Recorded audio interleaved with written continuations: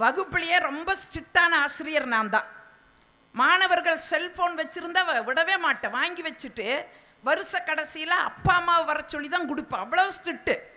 இந்த கொரோனா காலத்துலிங்க ஆன்லைனில் வகுப்படுன்னு சொல்லிட்டாங்க.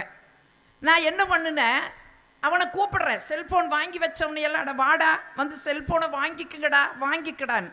வரமாட்டேங்கிறானுங்க. மேடம் நீங்கள் உங்கள் ரூல்ஸ் படியே போங்க, நான் வருஷ கடைசியிலேயே வந்து வாங்கிக்கிறேன். டே ஆன்லைனில் வகுப்பெடுத்தாதான்டா சம்பளம் தருவாங்க, வந்து வாங்கிக்கடா வாங்கிக்கடான்னு கெஞ்சி செல்ஃபோனை கொடுத்துட்டா வாங்கிட்டு போய் வகுப்புக்குள்ளே வந்து உட்காந்துட்டு அடிக்கிறான் பாருங்க ஒரு மெசேஜ். எனக்கு என்னன்னு தெரியுமா, எந்த செல்ஃபோனை வைத்திருந்தால் வகுப்புக்குள் விடமாட்டாய் என்று சொன்னாயோ அந்த செல்போனில் தான் உன்னுடைய வகுப்பையே நான் அட்டன் செய்து கொண்டிருக்கிறேன். சாந்தாமணி ஈச பூமரங்குன்னு அடிச்சுடுறான். என்ன பூமரங்காக்கி பார்க்குறாங்க. இதை விட கொடுமை என்ன தெரியுங்களா, கொரோனா காலம் எல்லாருமே அனுபவிச்சா.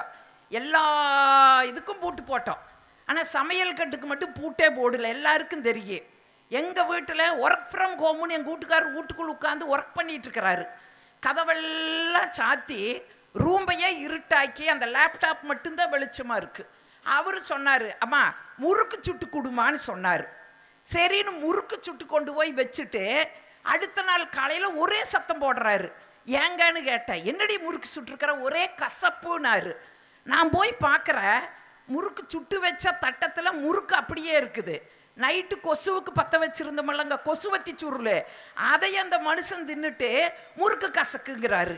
என்ன கஷ்டங்க யோசிச்சு பாருங்க. நீங்கள் ஒன்றும் வேண்டாங்க, வாழ்க்கை பூந்தோட்டமா போராட்டமா. நீங்கள் இப்போ ரோட்டில் போங்க, நீங்கள் சிங்கிளாக யாராச்சும் போனால் காவல்துறை நண்பர் நிறுத்துவாங்க.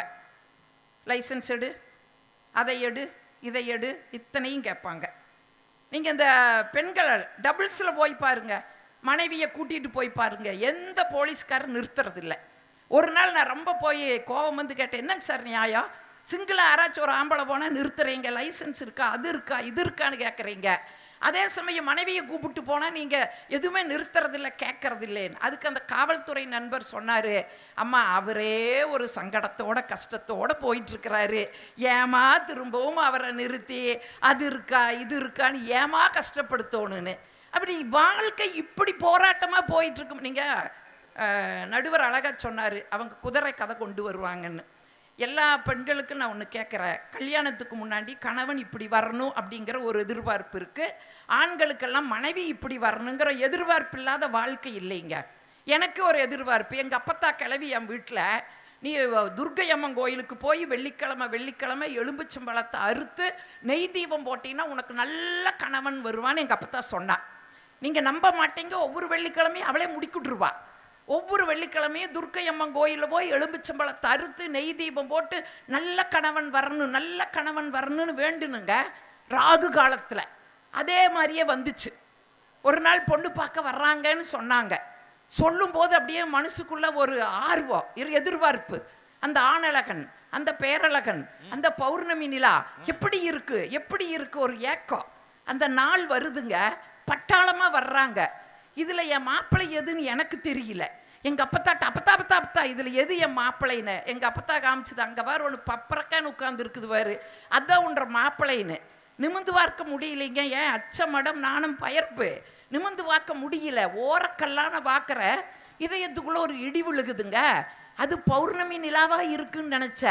13 அமாவாசையை வடிகட்டுன ஒரு கலரு.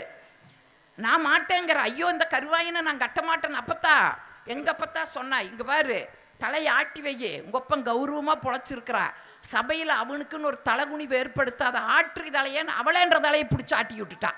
பொண்ணு சம்மதிச்சாச்சு எல்லாம் பார்த்துட்டு போயிட்டுங்க. ஒரு நாள் எங்கள் மாமனார் ஐயன் வர்றாரு.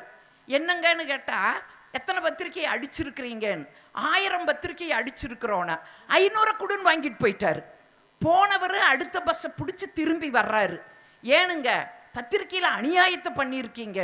என்னங்க அநியாயம் பண்ணியிருக்கிறோம், மணமகனின் தந்தைன்னு போட்டு வெறும் கிருஷ்ண கவுண்டர்னு போட்டிருக்கிறீங்க. என்ன போடணுங்க, மிராசுதார்னு போடணுன்ட்டாங்க. நீங்கள் மிராசுனாங்களாம் ஏக்கரா கணக்கிலலாம் கிடையாதுங்க. உடக்கா மொட்டு வைக்காத 1.5 ஏக்கரா காட்டுக்கு சொந்தம். அதில் புல்லும் விளையாது கொள்ளும் விளையாது, வெறும் வெங்கச்சங்கல். என்ன கல்யாணம் பண்ணிட்டு போன பிறகு நான் வெங்கச்சங்கல்லை பொறுக்கி வேலி கந்தல்ல போட்டு அங்கே இருக்கிற ஒரு ஆள் அதை எடுத்து இடித்து கோலப்பொடி பண்ணி இன்னைக்கு அவன் மாட மாளிகை கட்டி பொழைச்சிக்கிட்டு இருக்கிறான். அந்த உடக்கா மொட்டு வைக்காத 1.5 ஏக்கரா காட்டை வச்சுக்கிட்டு எங்களை மிராசுன்னு ஓடலையேன்னு. என்ன மிராசு ஓடல, அவ்வளவுதானே. கொடுங்க. நான் சொல்கிறதெல்லாம் கம்ப்யூட்டர் வளர்ச்சி இல்லாத காலம். ஒரு 250 பத்திரிக்கைக்கு இந்த மூலையில் உட்காந்துக்கிட்டு நான் எழுதுகிற மிராசு மிராசுன்னு கையில், இன்னொரு 250 பத்திரிக்கைக்கு அந்த மூலையில் உட்காந்துட்டு என் தங்கச்சி எழுதுறா மிராசு மிராசு மிராசுன்னு. கட்டிக்க போகிற பிள்ளைக்கும் கொழுந்தியாளுக்கு கல்யாணத்துக்கு முன்னாடியே இம்போசிஷன் கொடுத்த குடும்பம் அந்த குடும்பம்.